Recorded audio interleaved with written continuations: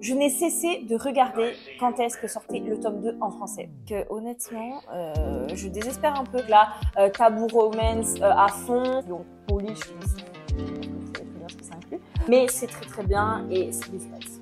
Si je m'écoutais, je ne dirais que ça. Donc aujourd'hui, on se retrouve pour un bilan lecture. Qu'est-ce que j'ai lu depuis cet été, puisque le dernier bilan lecture était cet été. Qu'est-ce que j'ai lu depuis, qu'est-ce que j'en ai pensé. Les trois quarts des livres, vous les avez vus dans les vlogs lecture. Mais si vous n'avez pas regardé les vlogs lecture, du coup, je vais vous en parler aujourd'hui. On a 7 livres à présenter.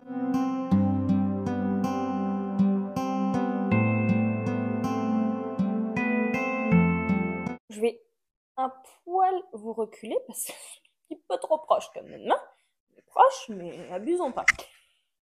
Il y a une mouche énorme qui vole dans ma chambre et qui va faire du bruit toute la vidéo.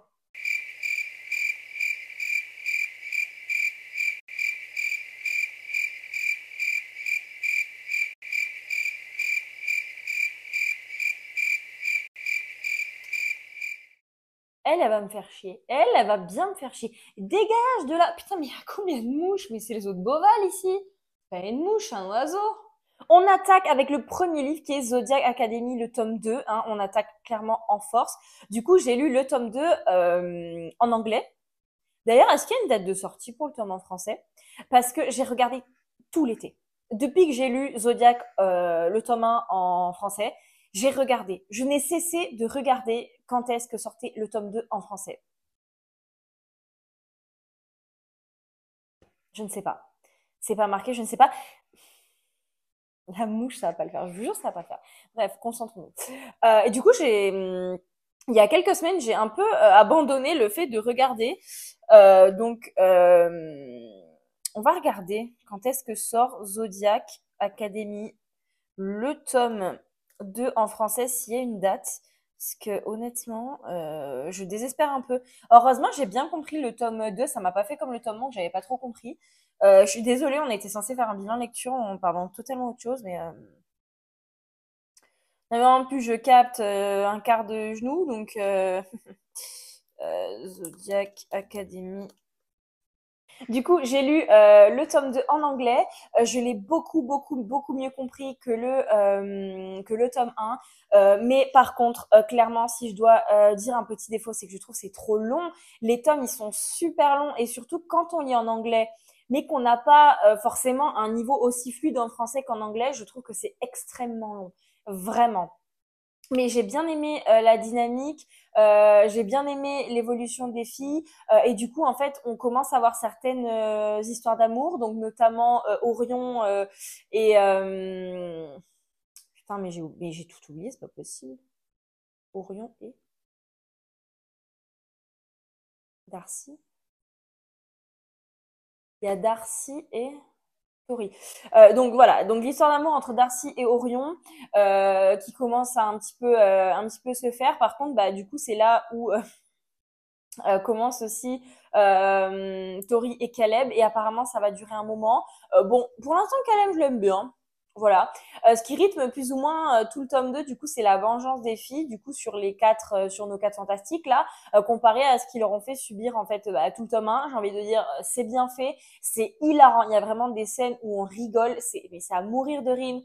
Il y a des scènes, qui correspondent tellement, genre en fait à chacune des deux filles, donc Tori qui est grave badass et Darcy qui est un petit peu timide et tout. La scène dont je me souviendrai je pense le plus de ce tome 2, c'est la scène où du coup Darcy en fait elle va voir du coup c'est qui, Seth je crois, le loup-garou. Ouais, je crois que c'est Seth. Et en fait, il lui dit que en gros, pour être bien, il a besoin de faire des orgies avec ses partenaires loups, quoi. Enfin, fille, garçon, tout en même temps. Donc on est en mode d'accord, et elle est grave gênée, elle se cache dans le placard et tout, enfin, à mourir de rire. Clairement, j'ai aimé ce tome 2. J'ai été un peu plus prise dans le truc en mode c'est trop bien et tout l'engouement en fait qu'on entend sur internet. Par contre, j'ai pas ce truc où une fois que j'en lis un, j'ai envie de tous les enchaîner parce que le suspense est insoutenable non plus, quoi. J'ai relu une dark romance enfin et une dark romance en anglais. Elle était pas très longue. Il s'agit de Little Stranger. Elle m'intriguait. mais de ouf. Et mon avis est en demi-teinte.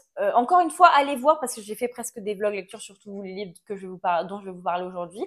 En fait, le livre a été divisé en deux parties et mon amour pour le livre a été divisé en deux parties. Du coup, on avait en fait, c'est l'histoire d'une jeune fille et d'un garçon qui ont grandi plus ou moins ensemble parce que en fait ils ont été adoptés par la même famille d'accueil, voilà. Et en fait elle est grave aimée et tout et lui c'est un petit peu le vilain petit canard, ses parents ils disent qu'il a des gros problèmes, etc., etc. Et du coup la première partie du livre en fait c'est un petit peu le début de leur histoire d'amour en fait. Comment dire, le début, voilà, de leur histoire d'amour, de quand ils sont frères et sœurs dans la même maison et tout. Donc là, tabou romance à fond et tout ça. Et la deuxième partie, c'est en fait, il s'est passé un truc et du coup, des années plus tard, lui, il va sortir de prison parce qu'il a été accusé de quelque chose. Et là, en fait, il va un petit peu stalker la fille, en fait, tout du long. Il est devenu grave badass et tout. La particularité de ce jeune homme, c'est qu'il ne parle pas. Il ne parle pas parce qu'il peut pas, mais parce qu'en fait, à cause de ses traumas, en fait, il a décidé de plus parler. La première partie du livre est assez spéciale quand même, puisqu'en fait, c'est clairement genre vraiment la vibes romance frère et sœur, alors qu'ils ont aucun lien de sang, mais en mode oui, si il le découvre, machin et tout.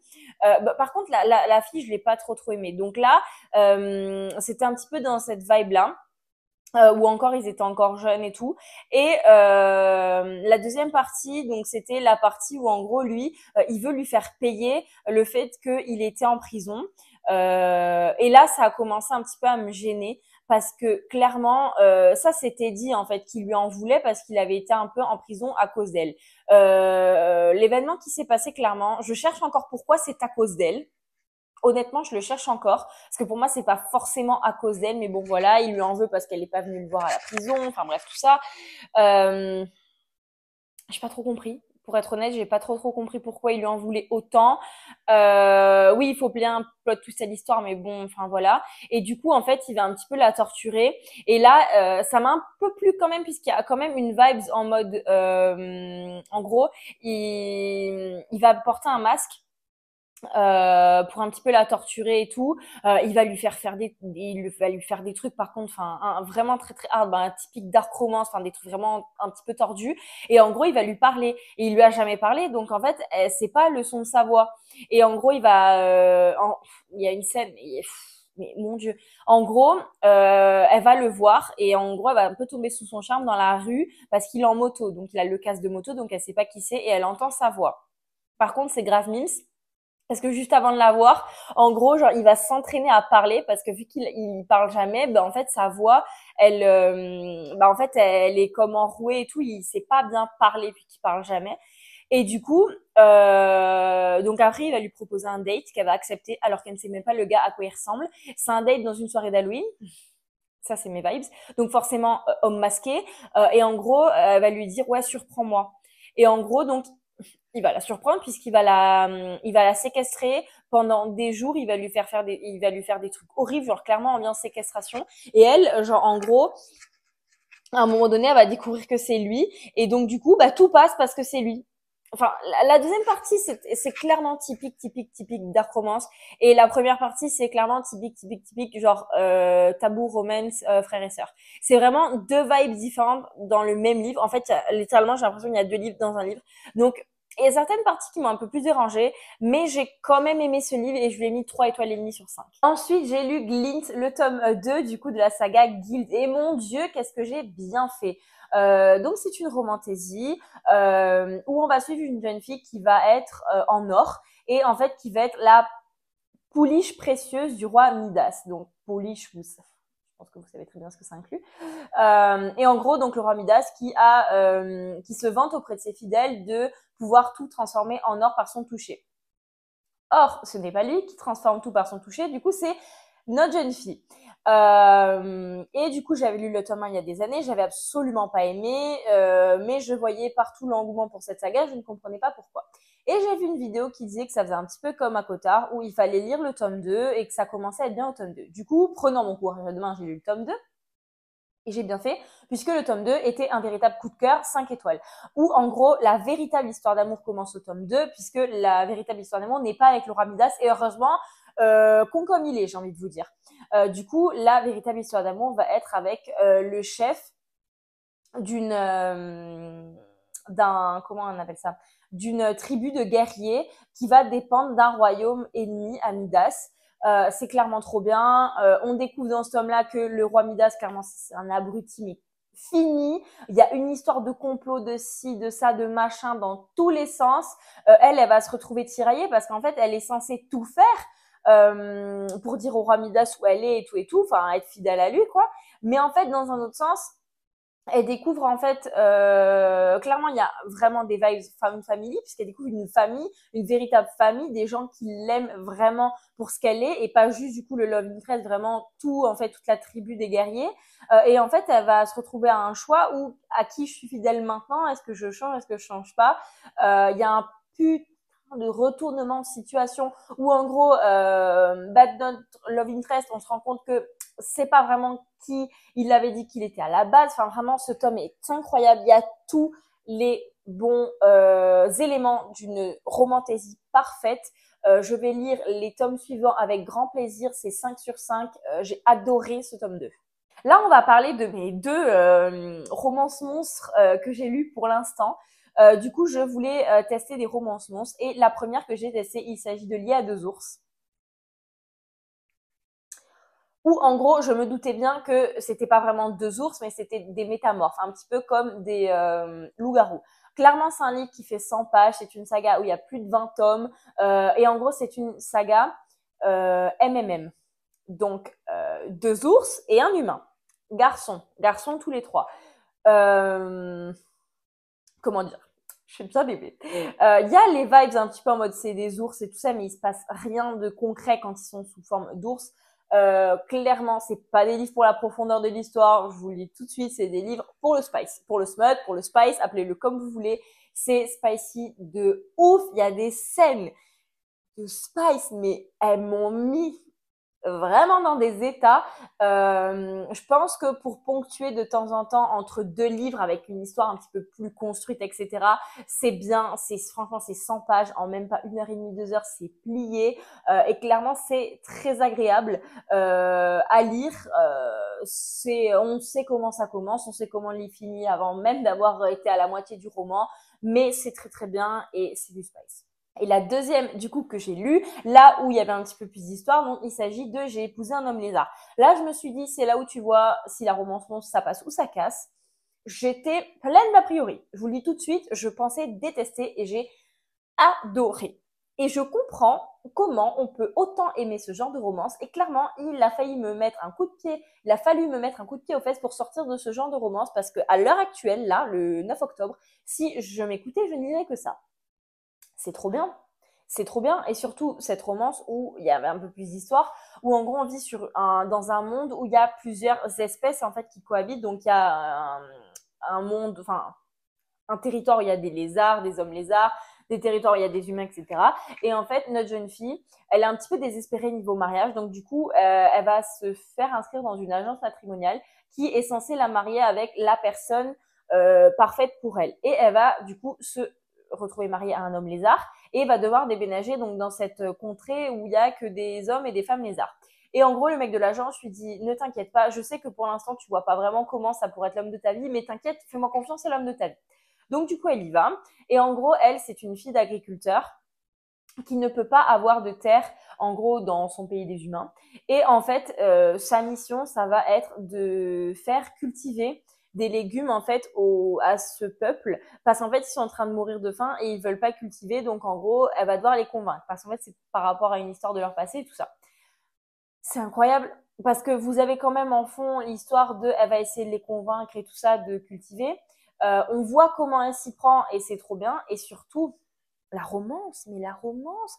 Le monsieur du coup clairement en fait, ça se sent qu'il n'est pas humain parce que la façon de réfléchir n'est absolument pas pareille que n'importe quelle autre romance. Et c'est super rafraîchissant et c'est super frais. Et en gros, en fait, ils ont tous des coutumes différents et ça va être trop mimes. Donc, la façon dont elle va essayer de s'adapter à leurs coutumes tout en restant quand même humaine et comment lui, il va en fait s'adapter aux coutumes humaines pour essayer de la rendre le plus à l'aise possible. C'est trop mimes, ça donne des scènes trop mimes. Les scènes de Spice, du coup, la première est assez spéciale puisqu'en fait, ils ont des pratiques absolument différentes, donc ils vont un petit peu tâtonner et tout, c'est trop mimes. La scène qui m'a le plus marqué, du coup, c'est la scène de leur mariage, puisque du coup, ils vont se marier. Et la scène de leur mariage, du coup, le mariage humain, à un moment donné, du coup, le prêtre dit embrasser la mariée, et lui, il est en mode, mais c'est quoi embrasser? C'est quoi? Et du coup, elle lui dit alors embrasser, c'est poser ses lèvres sur les lèvres de l'autre personne et tout, c'est une marque d'affection, machin. Et il est en mode mais ça va être nul. Et il le fait, il est en mode ah mais c'est pas nul. Et c'est que des scènes trop mimes comme ça. Et lui, clairement, c'est pas en mode oui le mec macho et tout, vraiment mentalité humaine quoi. C'est trop mimes. Leur vibe de couple est incroyable et clairement, il y a d'autres livres dans cette saga. Je pense que je vais les lire parce que incroyable. Et ensuite, j'ai lu The Coven, qui est le livre qui est sorti, que j'ai lu dans mon précédent blog Dark Academia. Je misais énormément sur ce livre et j'ai été déçue. Voilà. Voilà, ce livre, je l'avais enregistré plein de fois, je le voyais partout et tout. Alors déjà, premier point qui m'a pas convenu, c'est que c'est présenté comme une romantaisie, alors que pour moi, ça n'en est pas une. C'est clairement une jeune fille qui va dans une école du coup de sorcières à Salem. Donc, clairement, c'est pas dans un monde parallèle, donc pas une romantaisie. Euh, et en gros, donc, elle va aller dans cette école parce qu'en fait, c'est la dernière d'une des grandes familles de sorcières et tout. Et en gros, ça va être un petit peu Forbidden Romance avec le directeur de l'école qui est un démon réincarné dans un corps d'humain qu'on appelle des hôtes. Donc déjà de base, les romans sont interdites entre ces deux espèces. Ils ont le droit de coucher ensemble, mais les romans sont interdites. Déjà, sous prétexte que c'est forcément, vous vous en doutez, notre fille est spéciale, en fait, le côté c'est interdit, vous allez être puni parce que c'est interdit, il n'y est pas du tout dans le roman. Ça m'a dérangé parce que ça aurait un petit peu pimenté le truc. C'est spicy très très vite entre eux, dans le sens où dès la première fois qu'ils se rencontrent, c'est en mode super spicy. On est en mode les gars, quand même calmez-vous. Il y avait une histoire de base et c'est ça qui m'avait plu de magie un petit peu nécromancienne, donc les magies avec les morts. C'est présent, mais je trouve que c'est pas forcément si bien fait que ça.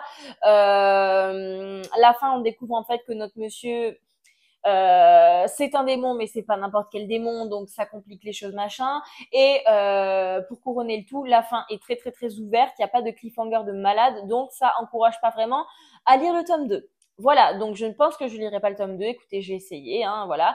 Sinon, l'ambiance est assez cool, mais pareil, l'école, on la découvre pas forcément. Moi, ce qui me fait vibrer dans ce genre de romance Dark Academia, c'est qu'il y a toujours des décors de malades. Clairement, ça m'a pas plu. Clairement, ça m'a pas plu. C'est quand même un 3 étoiles, mais en fait, parce que l'histoire était bien en soi, mais je me l'étais tellement mis là que